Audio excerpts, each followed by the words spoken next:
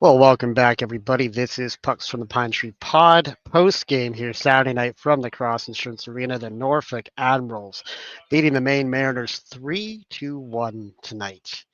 Yeah, just a continued theme here this weekend where, Maine has one great game last night with defensive execution, physical play, and they followed that up with just a really slow start tonight that really put them in a bad hole, and a hole they clearly couldn't get out of as the game went on. It was a night that felt like Maine was just had a half step behind the game, half step behind the pace of play, especially early in those 10 minutes. Clearly a better 40 minutes as the game went on, but not enough to get the needed result that we certainly could have used. So looking at the game sheet tonight, of course, 3-1. Norfolk out shooting Maine in this one 30-27, 15-5 in that first period. A real uneven period, obviously, for Maine. Those first 10 minutes were brutal. 8-8 in the second period, and Maine getting the better of the shots 14-7 in the third. Norfolk getting another 5 power plays tonight. Maine able to kill all those off. Maine 0 for 1. We'll talk a little bit about that 5-minute major later. Just the one goal for Maine, Christian Sarlo. Uh, Fifth goal of the year there, assisted by Thompson and Germain.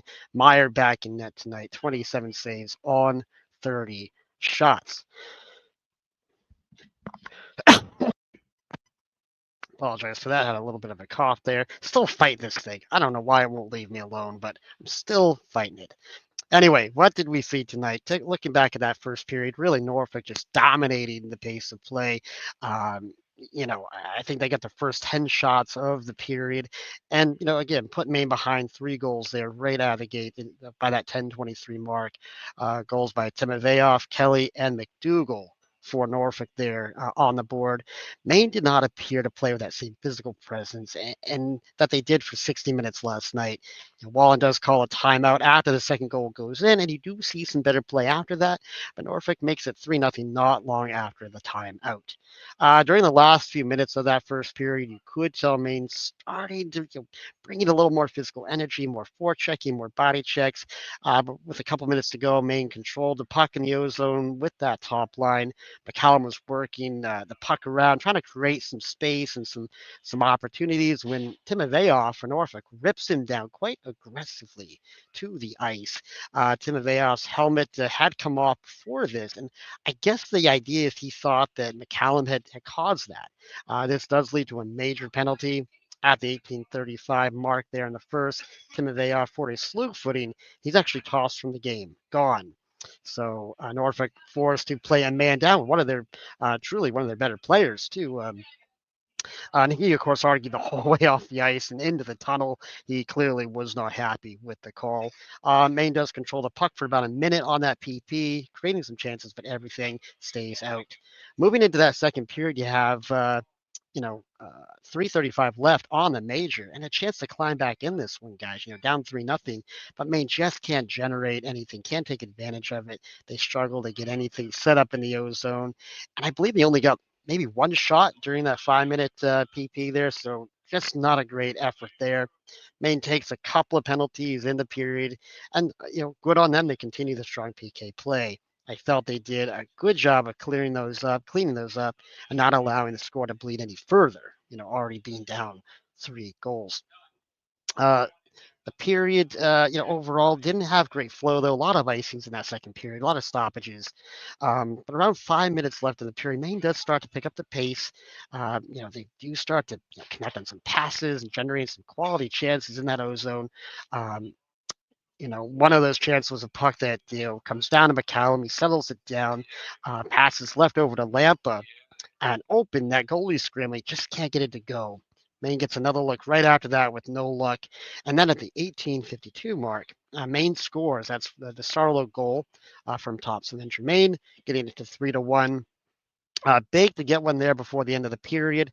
And after that, Kalmakoff at center ice gets the puck to McCallum, who gets behind the D, gets a great shot in on Stead, and it's stopped. And as time was winding down, Maine continuing to create chances and chaos in front of Stead, but everything kept out. Maine ends the period showing really their best energy of the night, but 3-1 after 2 periods, 23-13 in the shots on goal at that point. Early in the third period, we do have a pinch down the boards by Thompson. He can't quite get the puck on his stick, and it does lead to an odd man rush for Norfolk going the other way. Shields for Norfolk goes down real hard into the boards. Bean is called for that penalty on a trip. Did look like Bean maybe caught the puck with that, but he does go to the box. Maine did generate some chances. And certainly closed the gap on the shots on goal. Of course, that penalty was killed off, but Stead for Norfolk just played a really, really great game tonight, guys. Later in the period, Maine was trying to push. They do take two more penalties, Zeke and McCallum. It does lead to some 5-on-3 time for Norfolk, which really put a damper on Maine's opportunities to climb back in this one late. But Maine's PK, they do kill everything off. It really does continue to be a bright spot for the team. Real late in the game, Kalmakov does get a couple of nice looks from the left side, but everything's denied. You get a final of 3-2-1 for Norfolk. So that's what we have there. Going to take a quick look around the ECHL tonight, guys. Just going to update my browser. We have a couple of games of importance here for Maine. We do have an unofficial final. Looks like Orlando 3-2 over South Carolina. Atlanta with 50 seconds to go, up 4-2 on Worcester. Florida up 2-1 on Greenville after two periods. Jacksonville taking it to Trois Rivières tonight, 5-1. 30 seconds to go in the second there. Bloomington 3-1 over Savannah. It's just starting the third period. Iowa 0. Kalamazoo, almost as Kalmakov. Kalamazoo up 1-0 on Iowa, 16:48 to go in the third. Indy up 2-1 on Kansas City, starting that third period there. Wheeling up 3-1 on Reading. That's our other game of importance, just ending the second period there. Toledo 3-1 over Fort Wayne, just ending the second period. And looks like at the end of one out in Tulsa, 1-1 Tulsa and Utah. Allen and Wichita 1-1 after one. And we still have Rapid City in Idaho set to get started here, 7:10 Mountain Time, and Adirondack at Tahoe again, 7 p.m. Pacific Standard Time. So, if that Wheeling score holds up, and if the Atlanta Worcester score holds up, only 50 seconds to go, at least you're not losing any ground if you're Maine. But what an opportunity this could have been to capture 2 points, a much needed 2 points for the boys. So that's what we have tonight. Unfortunate result, but at least you do get the split this weekend, and that is what we have. So I'm going to sign out, get myself home, and get ready for Super Bowl Sunday. Enjoy the rest of the weekend, everyone.